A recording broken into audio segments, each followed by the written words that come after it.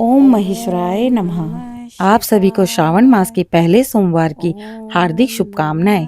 आप सभी श्रोतागण श्रवण कर रहे हैं दिशा स्पिरिचुअल पर शिव पुराण के महात्म्य को। आज 14 जुलाई से हमारे भोले भंडारी को समर्पित श्रावण मास के पहले सावन सोमवार का आरंभ हो रहा है। पूरे दिन शिव पूजन किया जाएगा, लेकिन विशेष फल प्राप्ति के लिए शुभ मुहूर्तों के समय जलाभिषेक करना उत्तम माना जाएगा।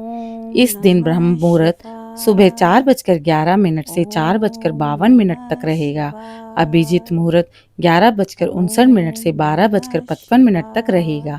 इसके साथ ही प्रदोष काल भी जल अभिषेक के लिए उत्तम माना जाता है। आइए आज श्रवण कर रहे हैं हम शिव महापुराण के चौथे अध्याय को। पिछले तीसरे अध्याय में हमने जाना चंचुला की आत्मग्लानि के भाव को। आगे हम सुनेंगे किस प्रकार चंचुला को शिव कथा सुनने में रुचि हुई और वह किस प्रकार शिव लोक प्राप्त कर सकी। आइए श्रवण करते हैं ब्राह्मण देवता और चंचुला के संवाद को। ब्राह्मण बोले, नारी तुम सौभाग्यशाली हो जो भगवान शंकर की कृपा से तुमने वैराग्यपूर्ण शिव पुराण की कथा सुनकर समय से अपनी गलती का एहसास कर लिया।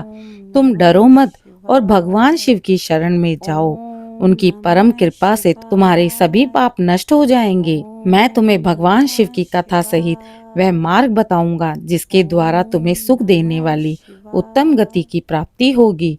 शिव कथा सुनने से तुम्हारी बुद्धि शुद्ध हो गई है और तुम्हें पश्चाताप की ग्लानि हुई है तथा मन में वैराग्य भी उत्पन्न हुआ है। पश्चाताप ही पाप करने वाले पापियों के लिए सबसे बड़ा प्रायश्चित है।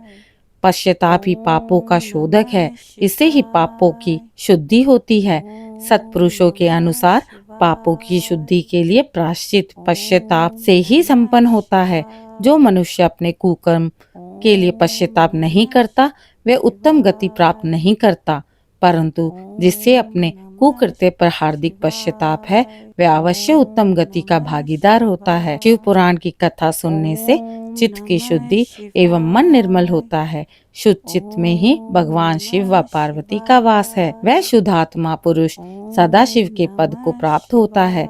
इस कथा का श्रवण सभी मनुष्यों के लिए कल्याणकारी है, अतः इसकी आराधना व सेवा करनी चाहिए। यह कथा रोग का नाश करने वाली है, बंधनों से मुक्त करने वाली है। भगवान शिव की कथा सुनकर हृदय में उसका मनन करना चाहिए। इससे चित्त की शुद्धि होती है। चित्त शुद्धि होने से ज्ञान और वैराग्य के साथ महेश्वर की भक्ति निश्चय ही प्रकट होती है तथा इसके अनुग्रह से दिव्य मुक्ति प्राप्त होती है। जो मनुष्य माया के प्रति आसक्त है वह इस संसार बंधन से मुक्त नहीं हो पाता। हे ब्राह्मण पत्नी, तुम अन्य विषयों से अपने मन को हटाकर भगवान शंकर की इस परम पावन कथा को सुनो।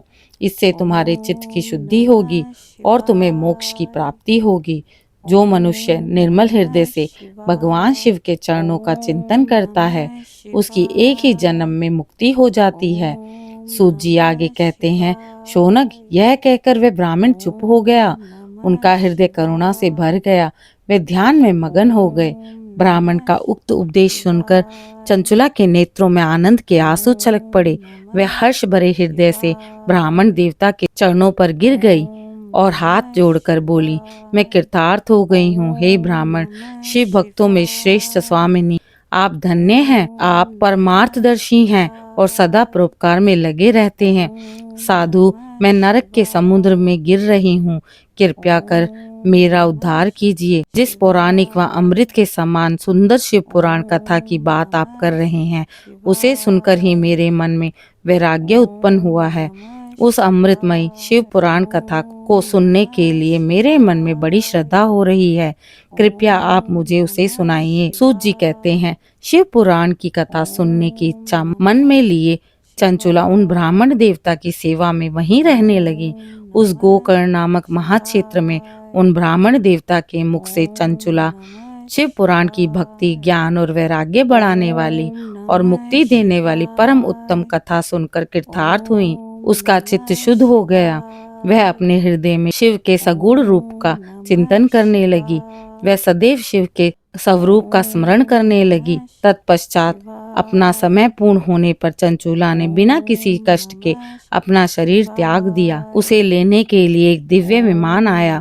वह विमान शोभा साधनों में सजा था एवं शिव गणों से सुशोभित था। चंचुला विमान में शिवपुरी पहुंची। उसके सारे पाप धुल गए।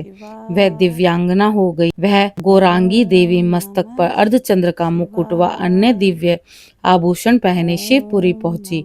वहां उसने सनातन देवता त्रिनेत्रधारी महादेव शिव को देखा। सभी देवता उनकी सेवा में भक्ति भाव से उपस्थित थे। उनकी अंकांति करोड़ों सूर्यों के समान प्रकाशित थी। 5 मुख और हर मुख में 3-3 नेत्र थे। मस्तक पर अर्धचंद्राकार मुकुट शोभायमान हो रहा था। कंठ में नील चिन्ह। उनके साथ में देवी गौरी विराजमान थी, जो विद्युत पुंज के समान प्रकाशित हो रही थी। महादेव जी की क्रांति कपूर के समान गोर थी। उनके शरीर पर श्वेत वस्त्र थे तथा शरीर श्वेत भस्म से युक्त था। इस प्रकार भगवान शिव के परम उज्जवल रूप के दर्शन कर चंचुला बहुत प्रसन्न हुई। उसने भगवान को बारंबार प्रणाम किया और हाथ जोड़कर प्रेम, आनंद और संतोष से युक्त विनीत भाव से वहीं खड़ी हो गई। उसके नेत्रों में आनंद अश्रुओं की धारा बहने लगी। भगवान शंकर व भगवती गौरी उमा ने करुणा के साथ सौम्य दृष्टि से देखकर चंचुला को अपने पास बुलाया। गौरी उमा ने उसे प्रेम पूर्वक अपनी सखी बना लिया। चंचुला सुख पूर्वक भगवान शिव के धाम में उमा देवी की सखी के रूप में वहां निवास करने लगी। हर हर महादेव। जय माता गौरी की। आज के अध्याय का समापन आज हम यहीं करते हैं। कल सुनेंगे 5वें अध्याय को। अगर आपको यह शिव पुराण के अध्याय ज्ञानवर्धक लगे हों तो मेरे चैनल को लाइक, शेयर और सब्सक्राइब करें और कमेंट में हर हर महादेव जरूर लिखें।